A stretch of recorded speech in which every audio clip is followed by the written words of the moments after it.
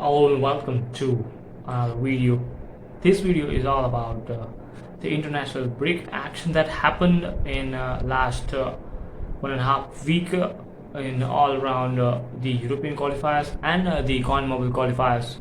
We'll talk about that, and we'll also talk about the upcoming action in the Premier League and in La Liga, in Bundesliga, and also we'll also have a look at the UEFA Champions League that will once again resume on next Tuesday, and next match day is match day 3 in the Europe's Premier competition. A lot to look forward to as a football fan, and wherever you are, whether you are in Africa or whether you are in India, whether you are in UK or whether you are in Australia or US. Talking about the international break, in the first match day, the likes of Italy won against Malta. There were regular results apart from one or two. Scotland now have qualified to the Euros because they finished above Norway in their group. Spain did one against them in the second match day. That was also very interesting. Talking about the CONMEBOL qualifiers, in the first match day, Brazil won 1-0, a narrow victory for them, and also Uruguay had a draw against Colombia. That was a thrilling contest, as one of the renowned journalists, Tim Vickery, described it in one of the talk sport show, that is radio in UK, that it was the contest to watch out for, with two new coaches at the helm for the Colombian team and also for the Uruguay team, and so much things happen. And how about Emiliano Martinez? He is keeping clean sheets after clean sheet. He has now broken the record for the not conceding a goal after, I think he last conceded some 10 or so months ago against Kylian Mbappe. After that, he hasn't conceded a goal. Wow, that is some record to be proud of for Emiliano Martinez. A lot of things happened in this international break. A lot of things with the likes of some things booing of Jordan Henderson. There is also one point that we can discuss on and have a lengthy discussion. I have listened to various different people about that topic.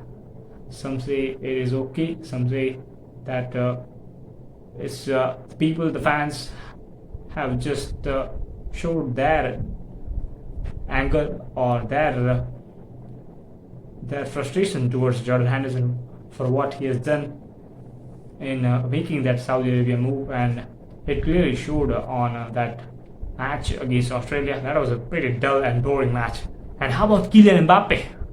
We all forgot to mention about him.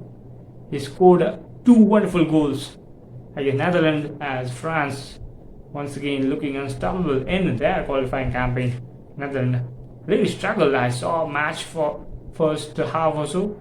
They really struggled in that match. There was no outlet for them in the attack. In the absence of Memphis Depay, there was Van Waakhorst, but he, I think, got substituted, if I remember correctly.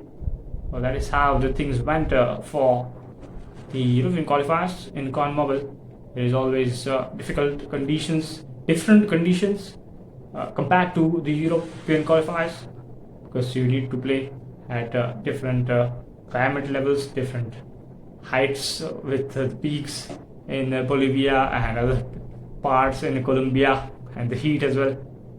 A lot of different challenges, but I think they are used to it compared to the European teams. And also Germany traveled to USA and Mexico to play two friendlies, travel a long way from Europe, crossing the Atlantic, what is they call the Atlantic between the UK and USA. That is also something that Thomas Muller wasn't happy about. He showed his disagreement, or his he had some words about it. Why you need to travel that long for just two friendlies in this time of the year, when there could be possibility that some of the players might not get enough recovery time and might get injured before the all important Euro 2024, as Germany are already qualified as the host. They don't need to rely on the qualifying campaign. And how about Japan? How good they are playing! Oh my word, Japan team are at the moment one of the most informed teams, except the likes of England, Brazil, Argentina, France. I would say in the top 10, top 9th or 10th team, current 9th or 10th best team in the world. With the way they are playing, they can compete with the biggest teams right now in this kind of form. They defeated Germany in the last international break. Currently one of the best teams in Asia, along with South Korea and maybe Australia. You can add them in the list as well with the way they're performing against England. And talking about the second round of qualifiers, you have to mention Cristiano Ronaldo, because he broke the record for the most number of goals in this calendar year after scoring once again for Portugal, as they kept their 100% record intact in their qualifying campaign. Another win for them, and also victory for the teams like England yesterday against Italy, 3-1 win for them. And that was a match abandoned between Sweden and Belgium because of some attacks there on the Swedish people in the Belgium capital. So a lot of things happen, a lot of off-the-field stuff happening right now with Ukraine, and also recently between the Israel and Palestine, the Hamas at Gaza. A lot of things are happening at the moment in the world of football, and now it's time to talk about the Premier League action as well, because in the Premier League will return with the Manchester derby, and then we'll have the Chelsea versus Arsenal game at the Stamford Bridge. So many matches to look forward to. So is La Liga, and La Liga always gives wonderful fixtures. So if you want to see one of the best tactical and technical football, you need to see La Liga, because, and also the camera work and the broadcast they produce is one of the best, if not the best.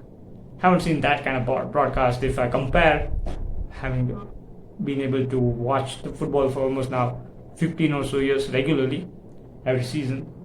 But La Liga's broadcast is at another level. Atletico Madrid are looking good in La Liga, so is Real Madrid, who are currently on top of the points table, and there is surprise candidate in number 3, Girona, who have only lost one game so far in the season. So is João Felix and another João, that is João Cancelo. Both are doing excellently well for Barcelona. Of course, they are loan signings, but what an impact they have made to this Barca team. So it will be another exciting weekend in La Liga. So is in Serie A, where the Milan clubs are doing really well. Juventus are in 3rd place. Napoli are really struggling, and they might sack Rudi Garcia any moment if they lose one or more games in the next match weeks of Serie A. And there is also potential danger for Jose Mourinho of getting sacked during this next month's action in Serie A. And also we need to talk about the France, where as Monaco have started really well. Currently PSG are not the table toppers in France, so that is also something that as Monaco always does well in France, PSG will slowly get back to top of the points table as they have done over the years. If I remember correctly, I think there are only 2 or 3 instances where other teams have been able to win the title in last 8 or 9 years. One was AS Monaco with Mbappe and co, and one was Lille 2 or 3 years back. That is how the dominance they have. And how about Ajax? Oh boy, how badly they are struggling as a club at the moment. They are in jeopardy. Someone needs to hold the hand up and help this club. Haven't seen them in this kind of trouble for ages. For me, it is totally surprising has seen Ajax dominate Dutch football like no other team over the years, but at the moment the club is in real danger of falling behind, and we hope that Ajax get back to their best in the next month or maybe next few months. Well, that was it. We tried to review everything that happened during this international break and also the upcoming fixtures that are in football. A lot of things also happening with Fabrizio Romano and the contract talks that he has. Manchester takeover saga was also there with the Sheikh Yassin bid. He now took a step back, and there is Sir Jim Ratcliffe of Virgin Company, Britain's richest man, now in contention for 25% takeover for Manchester United. So a lot of things happened during this 1.5 weeks, and we will resume the normal action with the Premier League and other leagues this weekend. So get ready for the domestic football UCL from this Saturday, this Sunday. That is it. Thank you for watching this video, and do like and subscribe the channel if you like our content. Thank you for joining us for this video.